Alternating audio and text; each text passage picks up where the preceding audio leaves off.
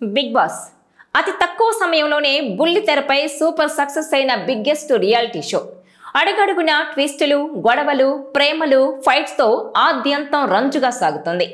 ఈ show start అయిందంటే చాలు బీబీ లవర్స్ టీవీలకు లేదంటే ఫోన్లకు అతుక్కుపోతారు. ప్రతి నిమిషం ఏం జరుగుతుందా అని ఉత్కంఠగా చూస్తుంటారు. దేశవ్యాప్తంగా పలు భాషల్లో ఈ షో టెలికాస్ట్ అవుతున్నా అన్నింటికంటే తెలుగులోనే ఎక్కువగా సక్సెస్ అయిందని చెప్పొచ్చు.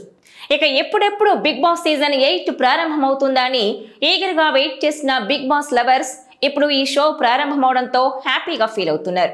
అయితే ఈసారి కూడా సినీ, టీవీ నటీనటులు, సోషల్ మీడియా ఇన్ఫ్లుయెన్సర్లు 14 మంది హౌస్లోకి అడుగుపెట్టారు. ఇక సీజన్ 8 ఆట షురూ అయిపోయింది. ఫస్ట్ డేనే గొడవలతో బిగ్ బాస్ హౌస్ను హీటెక్కించేశారు కంటెస్టెంట్స్. అందరూ సోషల్ మీడియాలో ఫేమ్ దక్కించుకున్న వారే కావడంతో షోపై మరింత హైప్ పెరుగుతోంది. ఇదిలా ఉంటే బిగ్ బాస్ సీజన్ 8లో ఏ కంటెస్టెంట్ రెమ్యునరేషన్ ఎంతంటూ సోషల్ మీడియాలో గుసగుసలు స్టార్ట్ చేశారు జనాలు. ఈసారి ఎవరు అత్యధిక పారితోషికం అందుకోబోతున్నారోనంటూ నెట్టింట ఆసక్తి నెలకొంది. అయితే అందరికంటే ఎక్కువగా యాంకర్ విష్ణుప్రియ వారానికి 4 లక్షలు తీసుకోబోతోందట. అందరికంటే ఈమె రెమ్యునరేషనే ఎక్కువని సోషల్ మీడియాలో టాక్ నడుస్తోంది.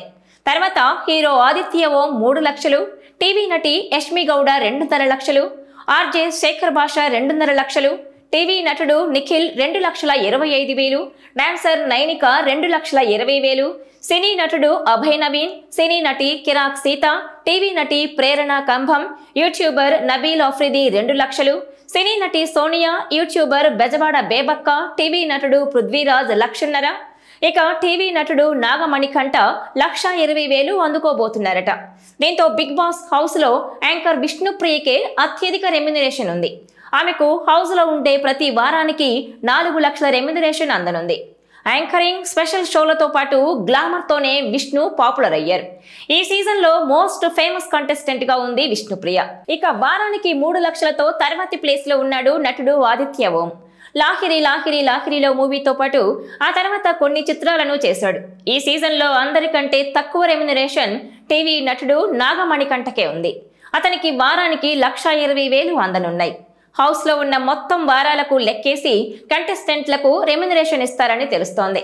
ఎలిమినేట్ అయ్యాక 80% మొత్తాన్ని నెలలోపు, మిగిలిన 20% 9 నెలల తర్వాత ఇస్తారని సమాచారం. ఈ వీడియో మీకు నచ్చినట్లయితే please share, like and subscribe R24 Telugu.